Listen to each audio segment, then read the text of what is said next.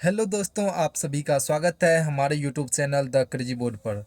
दोस्तों, इस वीडियो में हम प्रश्नावली 1.2 के इस प्रश्न संख्या 1 के ये 1 से 5 तक सभी प्रश्न को हल करेंगे। तो आप वीडियो को अंत तक देखिएगा जिससे आपको ये प्रश्न अच्छे से समझ में आए। तो आइए हम प्रश्न 1 से हल करना स्टार्ट करते हैं। दोस्तों, यहाँ पर हम प्रश्न लिख लिए हैं। प्रश्न है, निम्नलिखित संख्याओं को अभाज्य गुणनखंडों के गुणनफल के रूप में व्यक्त कीजिए। दोस्तों, अभाज्य गुणनखंडों के गुणनफल के रूप में इन संख्याओं को हमको व्यक्त करना है। तो सबसे पहले जो है अभाज्य गुणनखंड निकालने का मतलब है इसका आप एलसीएम निकालिए, यानी अभाज्य संख्याओं के रूप में इसको व्यक्त करना है। तो इसका हम क्या करेंगे, एलसीएम निकालेंगे। तो यहाँ पे लिखिए हल, और 140 का आप एलसीएम निकालिए।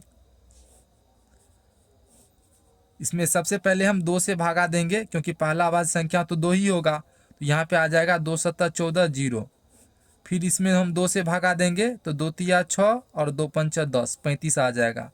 फिर इसमें हम 5 से भागा देंगे क्योंकि इसमें 3 से भागा नहीं लगेगा, तो हम 5 से देंगे तो 5 सत्ता 35, ये आया। तो हम यहाँ पे लिख देंगे अतः 140 बराबर 2 गुना 2 गुना 5 गुना 7, 2 गुना 2 गुना 5 गुना 7। अब ये 2 2 बार है तो इसको हम ऐसे लिख सकते हैं 2 पे पावर 2 गुना 5 गुना 7, यही आंसर हो जाएगा। और यही जो है अभाज्य गुणनखंडों के गुणनफल के रूप में व्यक्त हो गया। तो दोस्तों, इसी तरह से जो है हम दूसरा प्रश्न को भी हल करेंगे। दूसरा प्रश्न है 156। इसका भी फटाक से आप पहले एलसीएम निकाल लीजिए, यानी लघुत्तम समावर्तक निकाल लीजिए।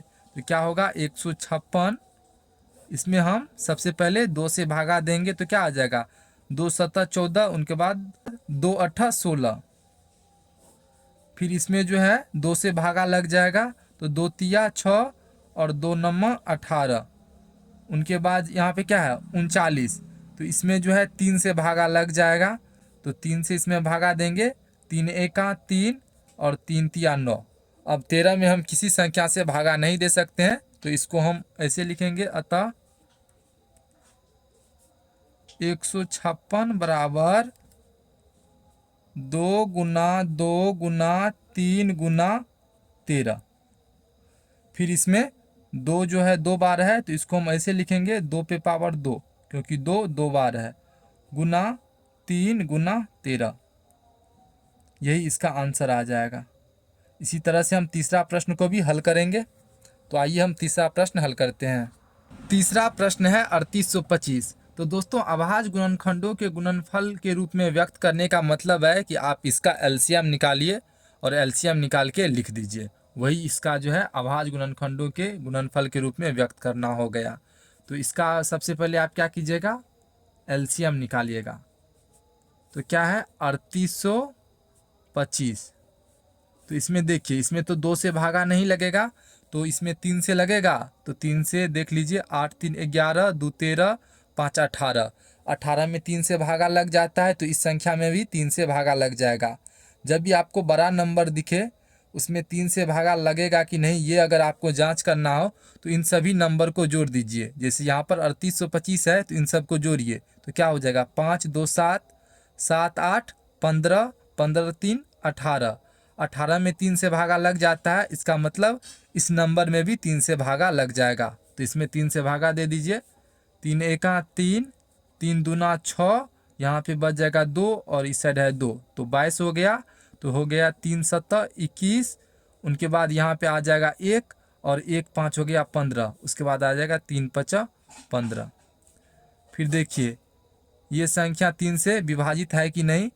तो 5 7 12, 2 14, 1 15, 15 3 से विभाजित है, तो इसका मतलब ये संख्या भी 3 से विभाजित है। तो इसमें 3 से भागा दीजिए, 3 चौके 12, 3 दूना 6, उनके बाद 3 पचा 15। अब देखिए 425 ये 3 से विभाजित है कि नहीं, 4 2 6, 6 5 11। तो 11 3 से विभाजित नहीं है, इसका मतलब 425 भी 3 से विभाजित नहीं है। तो इसमें जो है हम 5 से अब भागा लगाएंगे, तो क्या हो जाएगा, 5 8 40, उनके बाद 5 25। फिर इसमें जो है हम 5 से भागा देंगे तो क्या आ जाएगा, 5 एका 5 और 5 सत्ता 35, ये आ गया। तो हम यहाँ पे लिख देंगे अतः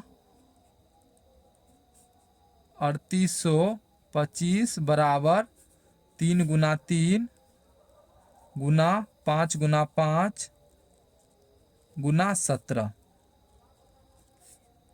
अब यहाँ पर 3 दो बार है तो यहाँ पे हम लिख देंगे 3 पे पावर 2, और यहाँ पे 5 भी 2 बार है तो यहाँ पे लिख देंगे 5 पे पावर 2 गुना 17।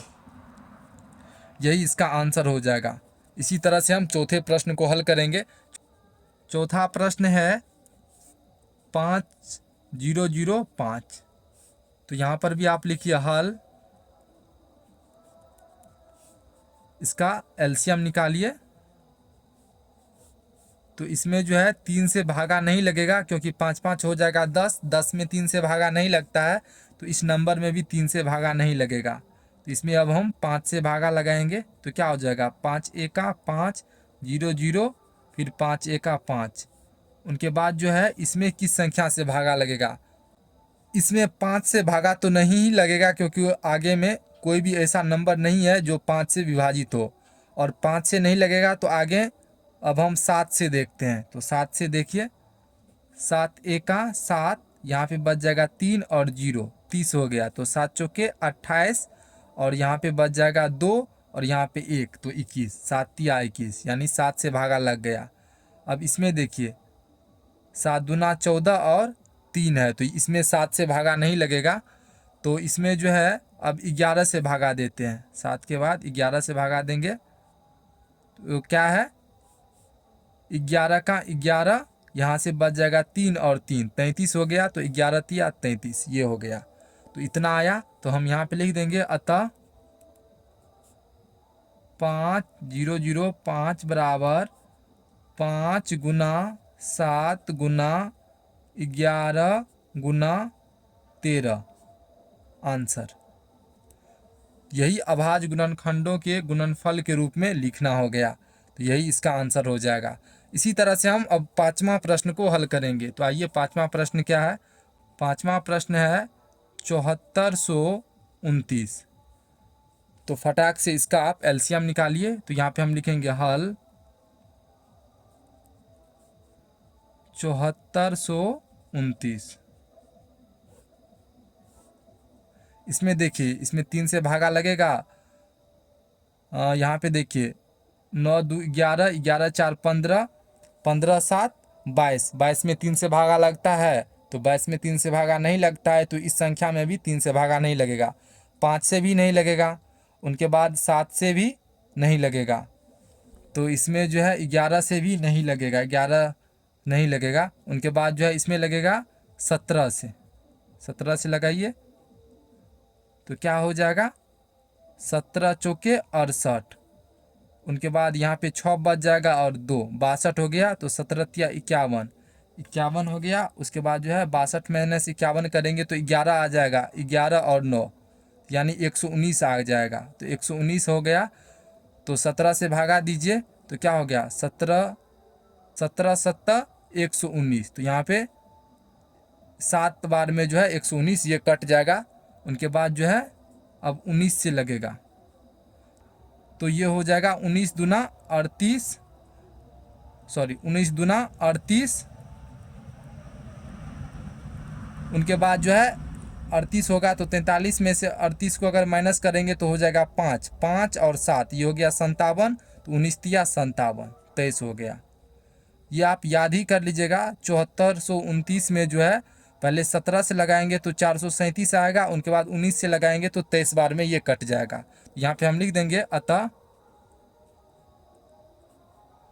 7429 बराबर 17 गुना 19 गुना 23, यही इसका आंसर हो जाएगा।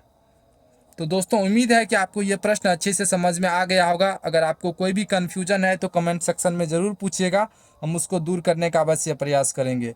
तो मिलते हैं अगले वीडियो में, तब तक के लिए आप अपना ख्याल रखिए। Thank you for watching this video. जय हिंद दोस्तों। हेलो दोस्तों, आप तो क्वेश्चन को अच्छे से समझ गए होंगे, लेकिन हम एक चीज़ और आपको समझाने के लिए आए हैं। गाइस जैसे हम यहाँ पर गुणनखंड इसका निकालेंगे तो हम यहाँ पर अभाज्य संख्या से ही भाग देंगे। जैसे 2 क्या है, एक अभाज्य संख्या है, और यहाँ पर उसके बाद जो है 3 भी एक अभाज्य संख्या है, उसके बाद 5 भी एक अभाज्य संख्या है, उसके बाद 7 भी एक अभाज्य संख्या है। तो गाइज यहाँ पर जो हम संख्या से भाग देंगे वो अभाज्य संख्या ही होना चाहिए। जैसे यहाँ पर हम 4 से भी भागा दे सकते थे इसमें, लेकिन 4 से हम भागा नहीं दे सकते हैं क्योंकि 4 एक अभाज्य संख्या नहीं है। तो अभाज्य संख्या किसे कहते हैं? तो दोस्तों जो संख्या एक और स्वयं से विभाजित हो और अन्य किसी संख्या से विभाजित नहीं हो उसे अभाज्य संख्या कहेंगे। जैसे यहाँ पर 2 1 से विभाजित होगा और 2 से विभाजित होगा। 5 जो कि 1 से विभाजित होगा और 5 से ही विभाजित होगा, दूसरे किसी संख्या से ये विभाजित नहीं होगा। तो ये सभी अभाज्य संख्या है। जिसे 4 मान लीजिए, 4 अभाज्य संख्या होगा कि नहीं? तो दोस्तों 4 यहाँ पर अभाज्य संख्या नहीं होगा, क्योंकि 4 1 से भी विभाजित है, उसके बाद 2 से भी विभाजित है, यानी 2 से भी 4 में भागा लग जाएगा, उसके बाद 4 से भी भागा लग जाएगा। यानी 1 और 4 के अलावा ये 2 से भी विभाजित है, इसीलिए 4 एक अभाज्य संख्या नहीं है। इसी वजह से हम इसमें 4 से भागा नहीं दे सकते हैं। इसमें जो भी हम भागा देंगे वो सारा अभाज्य संख्या ही होगा। पहले 2 से देंगे, उनके बाद 3 से देंगे, उनके बाद 5 एक अभाज्य संख्या उनसे देंगे, उनके बाद 5 से नहीं लगेगा तो 7 से देंगे, 7 के बाद 11 से देंगे, 9 से भी नहीं देंगे क्योंकि 9 एक अभाज्य संख्या नहीं है। क्योंकि 9 में 3 से भी भागा लग जाता है और 1 से तो लगेगा ही, और 9 से भी लग जाता है, तो इसमें 3 से भी भागा लग जाता है। इसी वजह से 9 एक अभाज्य संख्या नहीं है। तो यही हम आपको समझाने के लिए आए थे। इसमें जो हम भागा देंगे वो अभाज्य संख्या से ही देंगे। तो आपको ये बात समझ में आ गया होगा। तो मिलते हैं अगले वीडियो में, तब तक के लिए आप अपना ख्याल रखिए। Thank you for watching this video. जय हिंद दोस्तों।